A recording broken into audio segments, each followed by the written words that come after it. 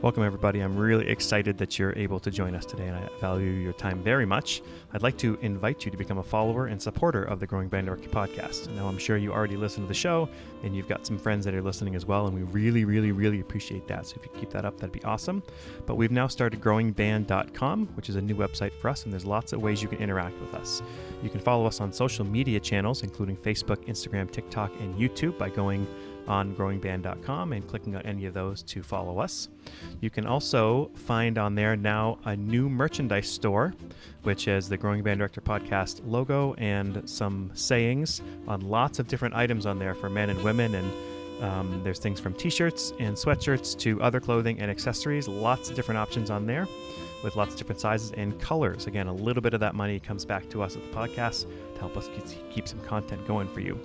Finally, I'd like to invite you to become a Patreon member. This is a listener-supported show, which means we don't take any ads besides this one. Instead, we rely on listeners like you to keep us going, right? The way to support us is by going to growingband.com and clicking on the Patreon banner. And you can choose either $5 a month, $3 a month, and you'll gain access to the episode notes as well as an audio file of every episode we've done. Among other things, this is where you'll find our repertoire list and all the different repertoire podcasts we've done in the past and will do in the future. So whether it's by clicking on Patreon, following us on TikTok, YouTube, Instagram, and Facebook, going to the merchandise store on growingband.com and ordering something for yourself or some family or friends, and also sharing the show with some other people. We really appreciate you being part of the show, and please reach out at any point, and there's a way to do that on growingband.com as well on the Contact Us button. Anyways, let's get to the show. I hope you enjoy it.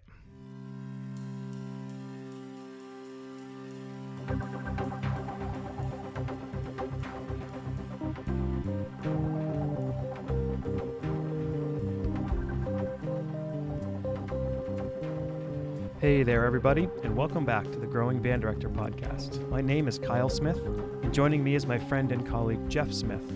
Our mission is to share practical advice and explore topics that will help every band director, no matter your experience level, as well as music education students who are working to join us in the coming years. Together, we will discuss many aspects of a well-rounded band program, but most importantly, we will discuss concepts that help us all improve our own programs each and every day. Always remember the famous quote by Ray Kroc, "When you're green, you're growing, and when you're right, you rot." Let's get started.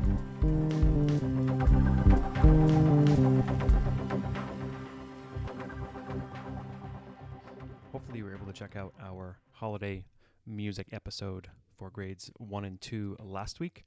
And this week, you're in for a treat because there's a ton of grade 3 and 4 music in here. Again, I urge you to follow us on social media, and please subscribe to the podcast if you haven't already, and send it to some friends, and trying to get the word out there to more band directors.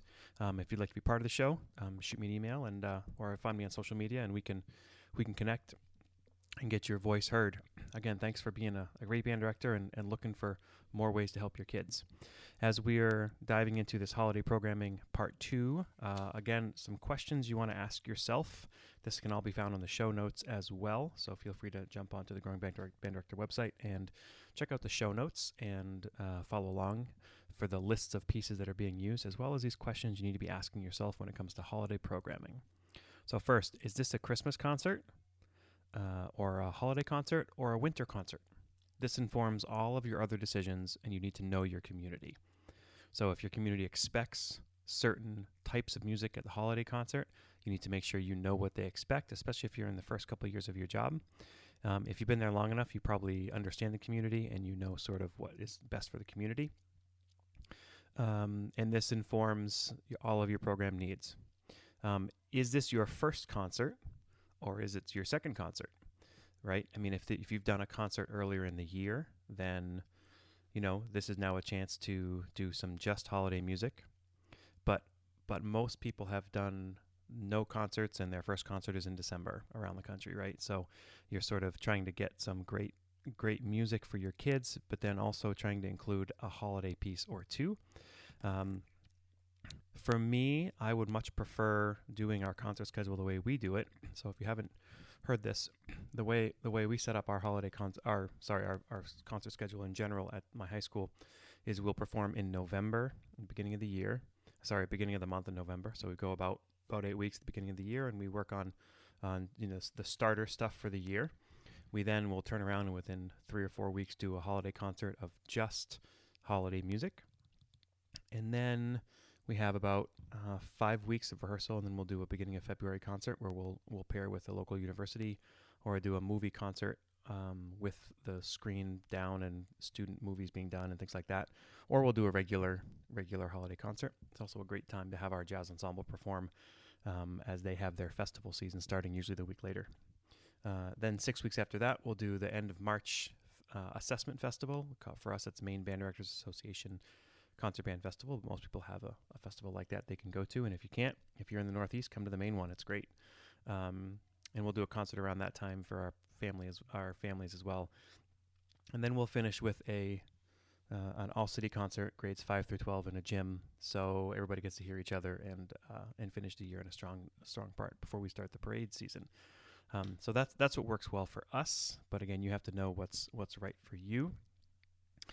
Is the community expecting holiday music or Christmas music or winter music? You need to know the community, and if they leave the concert loving it and knowing that they had a really good time as well as listening to their students perform, then it's you win and the students win situation. So last thing to think about is, are you looking for music that is more educational with a hint of holiday, or you're looking to entertain the audience with straight up holiday or winter music and and all that? So I actually feel like with my situation, I'm able to pick music that's a little more audience friendly and teach through that, because I know I'm doing 6 different performances. So the kids are performing between 20 and 25 pieces. So I'm able to really put together an easier program that's pretty quick. And that's the purpose of that, is to entertain people. But I've also done it before where I really am looking for educational music. And obviously, ideally, we're looking for pieces that fit both, right? So consider avenues when you're choosing music, in addition to what you're going to hear today, that are part of our culture, right? So like movie music from holiday movies. So think of all the holiday movies that you love, and then see if you can find any music from that. And things like the Nutcracker, which we're obviously used to hearing, and that's a great holiday piece that is not religious based in any way. I will say, as we get on to the repertoire, for high schools especially, I say that because I'm thinking now of the grade levels they offer, but if you check out Arrangers Publishing holiday music, there's too many to list on this podcast, but they have a number of amazing holiday concert band arrangements that work really, really well for high school especially. Again, that's Arrangers Publishing Company. And then I have not included any Charlie Brown music because there was a ton that I could have included and decided sort of to leave all of that out. So there's any grade level you teach, you can find some great Charlie Brown stuff, which is obviously holiday related as well. So let's dive into this music. I'm really excited for this. I have done just about all these pieces. Let me look. Yep, I've done all these pieces, and I like them a lot. So let's start with the Nutcracker Suite. This is arranged by Ed Huckabee. I call this a grade 3. I think the publisher calls it a 2.5, but I think it's a little bit harder than that. And it works really well. So let's check out the Nutcracker Suite by Ed Huckabee. Just to make sure you remember as you're listening to these recordings, some of which are sort of very, very good edited recordings by professionals from the studio, and then some of them are by school bands that are pretty good recordings as well.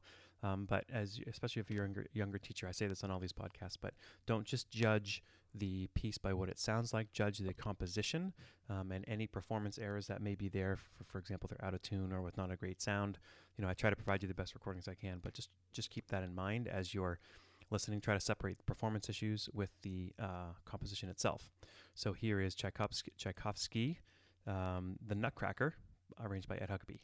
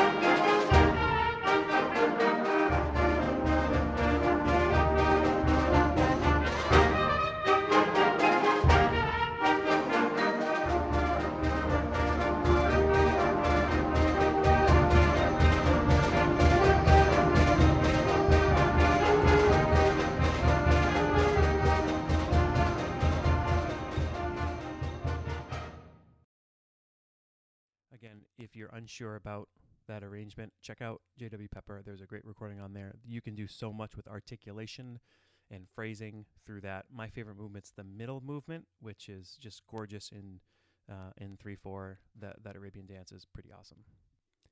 Okay, so the next one we're going to listen to is very pop oriented, and you would only do this again if you had the ability to put in a ballad here that was sort of a pop ballad. This is a Grown Up Christmas List, which is performed by Michael Bublé, and this is an arrangement by Brown. I like this a lot. There is a cool key change in the middle of it. There's some really good stuff to teach here. You know, if you're not a fan of the tune, then by all means don't do it. But I've enjoyed working on it. I think I've done it once, and it's just nice sometimes to get a pop tune in there that people know. So here's Grown Up Christmas List by Brown.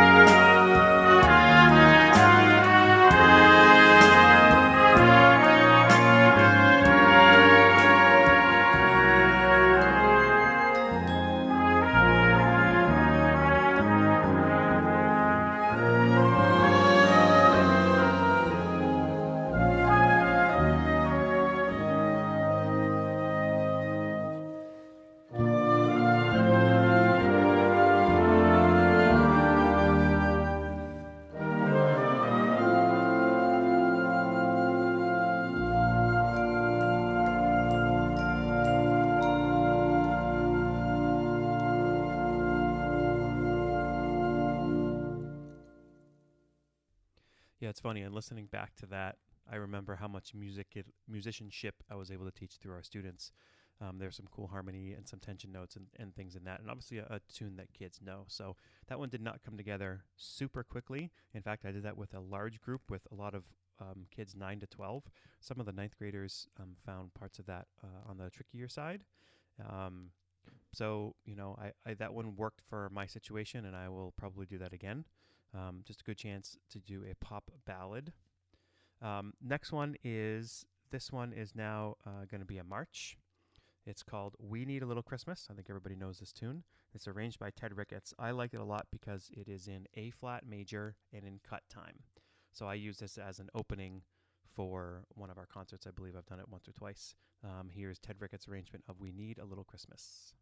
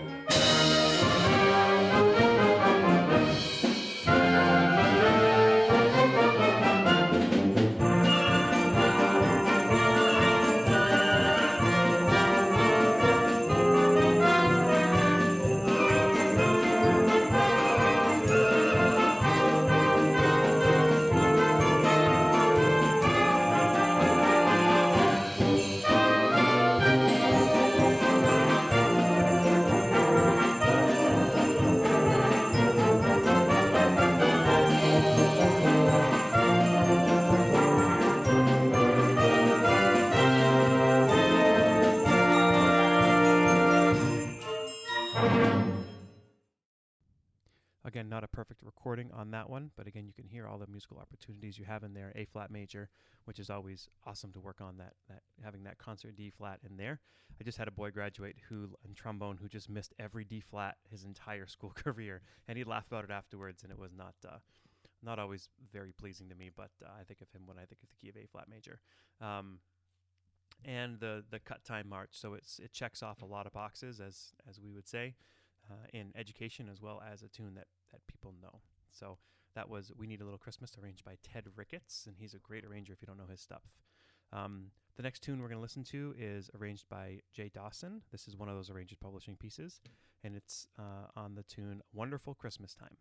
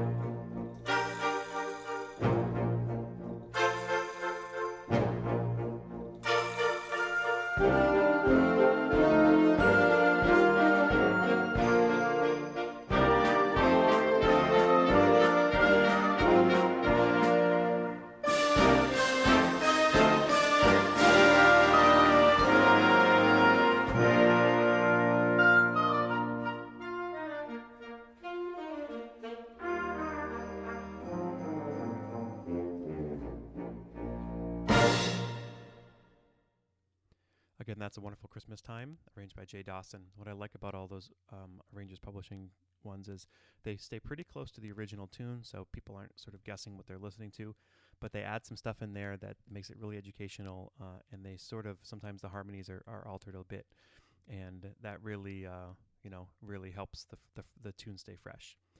One of my favorite pieces is up next. This is called Christmas at the Movies. And let me look. What's the parts of this one? What movies does it use? Let's see. Oh, that's right. This is arranged by John Moss. It starts with The Polar Express. Then the middle part is Somewhere in My Memory, which is the main melody from Home Alone. And then the overture from The Nightmare Before Christmas. So this has been a real popular one for my kids in the past, and I hope you enjoy it. This is John Moss's arrangement, a piece called Christmas at the Movies.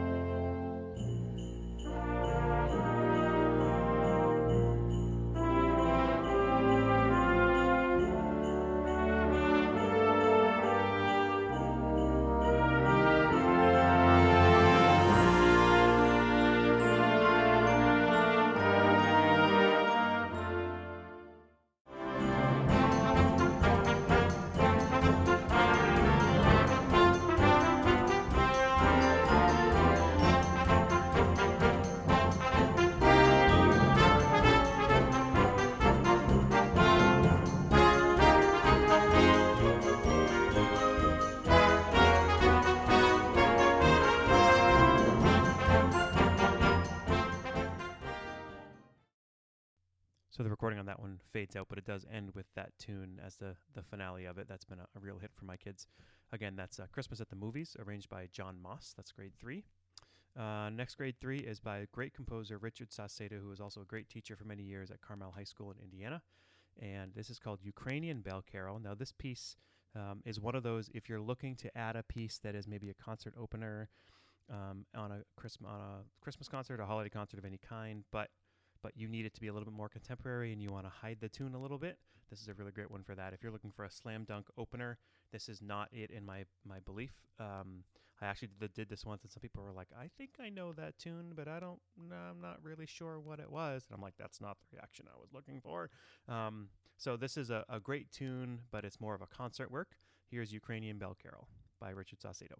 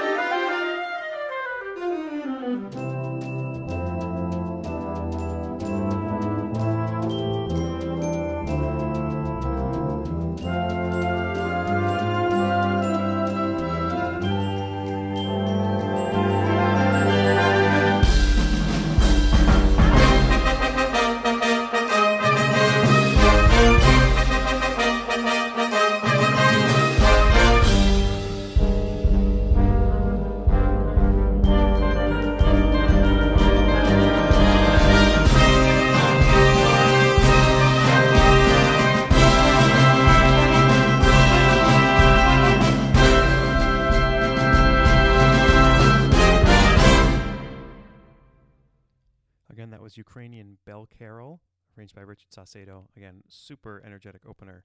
My kids really, really enjoyed that. I have not done that in a while, but such a great opener, so much to teach, and how many different ways can you get jingle bells in there. I think he did a great job with that piece. Next piece is actually another Richard Saucedo piece. He's done so much stuff, and we've done some of his things in the past. He's written for lots of marching band shows as well. We have two more grade 3s. This one is a lyrical piece, which is amazing, and it's entitled Coventry Carol. Again, some people, myself included, like to do some of these maybe European carols that are a little less known here. They are holiday based, but they're not as commercial as the ones that we know. And Coventry Carol definitely fits that bill. So let's check it out. Arranged by Richard Saucedo, Coventry Carol.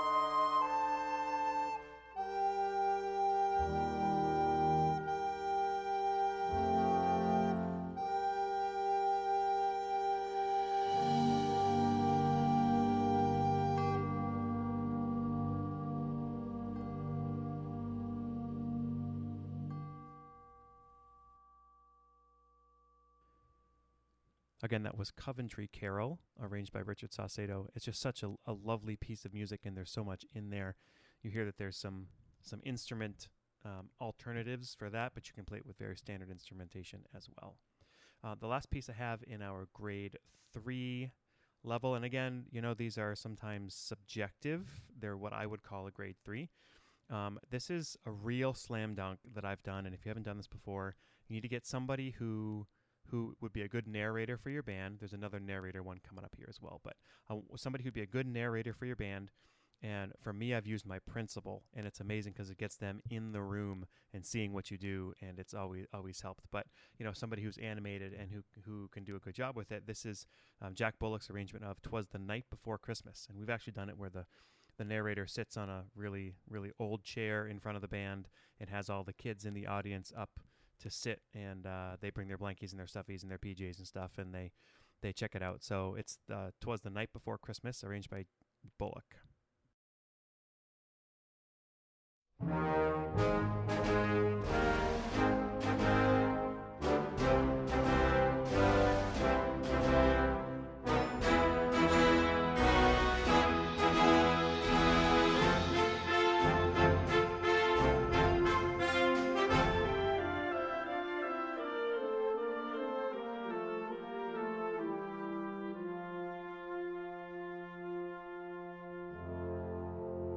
'Twas the night before Christmas, when all through the house not a creature was stirring, not even a mouse. The stockings were hung by the chimney with care, in hopes that St. Nicholas soon would be there.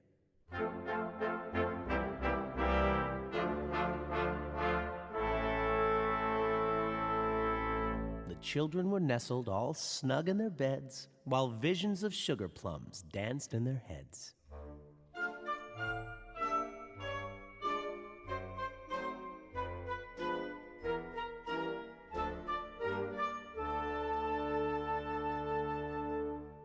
And Mama in her kerchief and I in my cap had just settled down for a long winter's nap.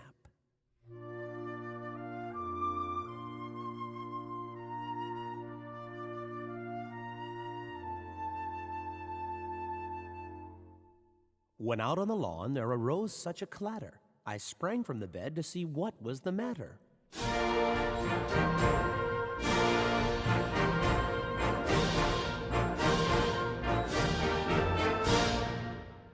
Away to the window I flew like a flash, tore open the shutters and threw up the sash. The moon on the breast of the new-fallen snow gave luster of midday to objects below.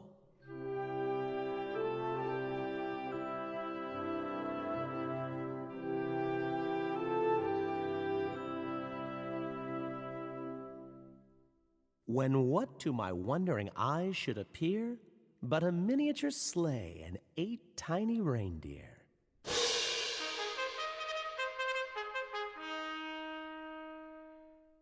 With a little old driver so lively and quick, I knew in a moment it must be St. Nick.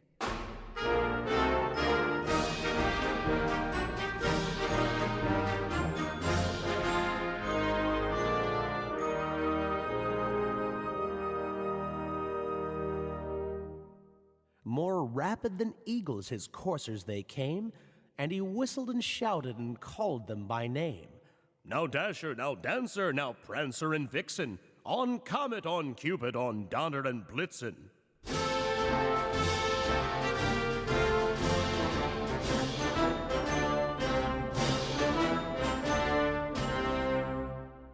To the top of the porch, to the top of the wall, now dash away, dash away, dash away all.